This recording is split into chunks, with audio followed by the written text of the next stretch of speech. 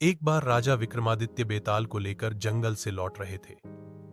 जैसे ही वह पेड़ से लटके बेताल को अपने कंधे पर डालकर चलने लगे, बेताल ने अपनी आदत के अनुसार एक कहानी सुनानी शुरू की। बहुत समय पहले की बात है। उज्जैनी नगर में एक वीर और न्यायप्रिय राजा धर्मसेन राज करते थे। उसी नगर में एक ब्राह्मण था, वटुक। उसकी एक ही बेटी थी, सुंदर और गुणवान माधवी।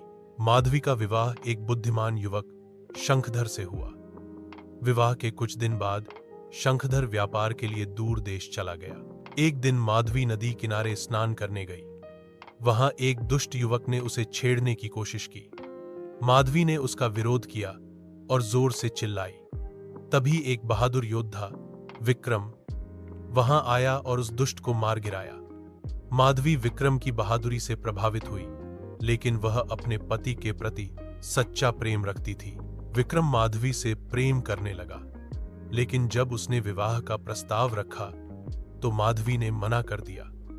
उसने कहा, मैं पहले से विवाहित हूं, मैं अपने पति के साथ ही निष्ठा रखूंगी। विक्रम ने गुस्से में आकर उसे मारने की कोशिश की, लेकिन उसी समय माधवी के पति शंखधर लौट आया। उसने विक्रम को रोका और दोनों में युद्ध हुआ।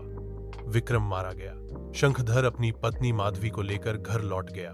इतना कहकर बेताल ने पूछा, राजन, बताओ, इस कहानी में सबसे महान और सच्चा कौन था? माधवी, जिसने अपने पति के लिए प्रेम को त्यागा, विक्रम, जिसने प्रेम में लड़ाई की, या शंखधर, जिसने बिना कुछ पूछे पत्नी की रक्षा की? राजा विक्रमादित्य ने उत्तर दिया, सबसे महान माधवी थी। उसने अपने मन की भावनाओं को रोका और धर्म का पालन किया। उसने अपने पति के प्रति निष्ठा निभाई। यही सच्चा चरित्र और नारी धर्म है। बेताल मुस्कुराया और बोला, राजन, तुमने फिर बोल दिया।